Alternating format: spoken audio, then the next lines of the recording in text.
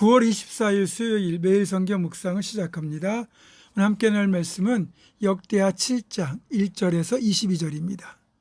역대하 7장 1절에서 22절 말씀을 제가 봉독합니다.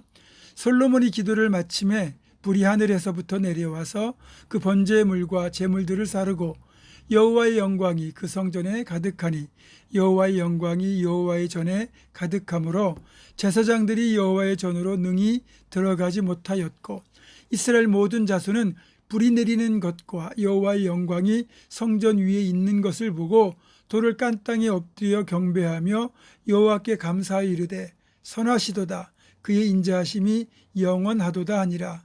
이에 왕과 모든 백성이 여호와 앞에 제사를 드리니 솔로몬 왕이 드린 제물이 소가 22,000마리요 양이 12만 마리라. 이와 같이 왕과 모든 백성이 하나님의 전의 낙성식을 행하니라. 그때 제사장들은 직분대로 모셔서고 레위 사람도 여호와의 악기를 가지고 섰으니 이 악기는 전에 다윗 왕이 레위 사람들에게 여호와께 감사하게 하려고 만들어서 여호와의 인자하심이 영원함을 찬송하게 하던 것이라. 제사장들은 무리 앞에서 나팔을 불고 온 이스라엘은 서 있더라. 솔로몬이 또 여호와의 전 앞들 가운데를 거룩하게 하고 거기서 번제물과 화목제의 기름을 드렸으니 이는 솔로몬이 지은 놋제단이 능히 그 번제물과 소제물과 기름을 용납할 수 없음이더라. 그때 솔로몬이 7일 동안 절기를 지켰는데 하맛 어귀에서부터 애국 강까지의 온 이스라엘의 심히 큰 회중이 모여 그와 함께 하였더니 8째 날에 무리가 한 성회를 여니라. 제단의 낙성식을 7일 동안 행한 후 이 절기를 7일 동안 지키니라. 7째 달 제23일에 왕이 백성을 그들의 장막으로 돌려보내매 백성이 여호와께서 다윗과 솔로몬과 그의 백성 이스라엘에게 베푸신 은혜로 말미암아 기뻐하며 마음에 즐거워하였더라. 솔로몬이 여호와의 전과 왕궁 건축을 마치고 솔로몬의 심중에 여호와의 전과 자기의 궁궐에 그가 이루고자 한 것을 다 형통하게 이루니라. 밤에 여호와께서 솔로몬에게 나타나사 그에게 이르시되 네가 이미 네 기도를 듣고 이곳을 택하여 네게 제사하는 성전을 삼았으니 혹 내가 하늘을 닫고 비를 내리지 아니하거나 혹 메뚜기들에게 토산을 먹게 하거나 혹 전염병이 내 백성 가운데에 유행하게 할 때에 내 이름으로 일컫는 내 백성이 그들의 악한 길에서 떠나 스스로 낮추고 기도하여 내 얼굴을 찾으면 내가 하늘에서 듣고 그들의 죄를 사하고 그들의 땅을 고칠지라. 이제 이곳에서 하는 기도에 내가 눈을 들고 귀를 기울이리니 이는 내가 이미 이 성전을 택하고 거룩하게 하여 내 이름을 여기에 영원히 있게 하였음이라. 내 눈과 내 마음이 항상 여기에 있으리라. 네가 만일 내 앞에서 행하기를 네 아버지 다윗이 행한 것과 같이 하여 내가 내게 명령한 모든 것을 행하여 내 율례와 법규를 지키면 내가 네 나라 왕위를 견고하게 하되 전에 내가 네 아버지 다윗과 언약하기를 이스라엘을 다스릴 자가 내게서 끊어지지 아니하리라 한 대로 하리라. 그러나 너희가 만일 돌아서서 내가 너희 앞에 둔 내 율례와 명령을 버리고 가서 다른 신들을 섬겨 그들을 경배하면 내가 너희에게 준 땅에서 그 뿌리를 뽑아내고 내 이름을 위하여 거룩하게 한 이 성전을 내 앞에서 버려 모든 민족 중에 속담거리와 이야깃거리가 되게 하리니 이 성전이 비록 높을지라도 그리로 지나가는 자마다 놀라 이르되 여호와께서 무슨 까닭으로 이 땅과 이 성전에 이같이 행하셨는가 하면 대답하기를 그들이 자기 조상들을 애굽 땅에서 인도하여 내신 자기 하나님 여호와를 버리고 다른 신들에게 붙잡혀서 그것들을 경배하여 섬김으로 여호와께서 이 모든 재앙을 그들에게 내리셨다 하리라 하셨더라. 아멘.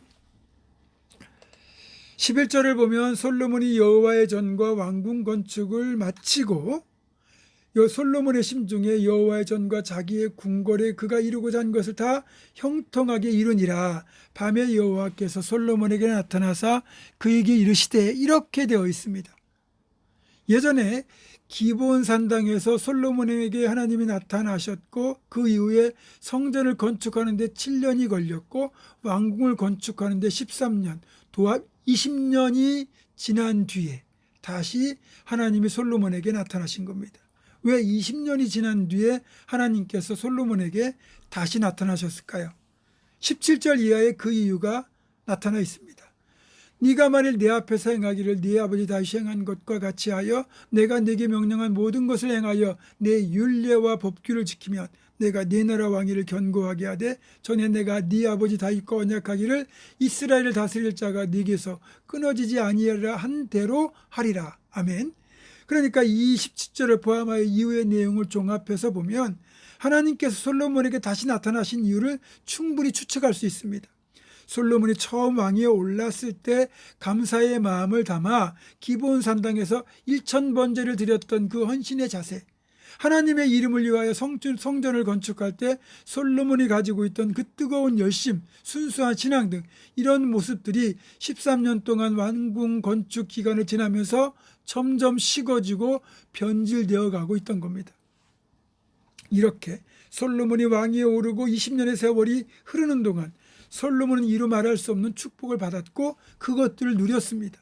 놀라운 지혜를 소유하고 엄청난 물질의 복과 세상의 영화와 권세를 누리면서 그의 신앙은 처음의 모습을 잃어가고 있었습니다. 게다가 이방 여인들을 아내로 맞이하면서 우상 숭배로 빠져들기 시작했고 물질의 풍요를 누리면서 기도도 잃어가기 시작했습니다.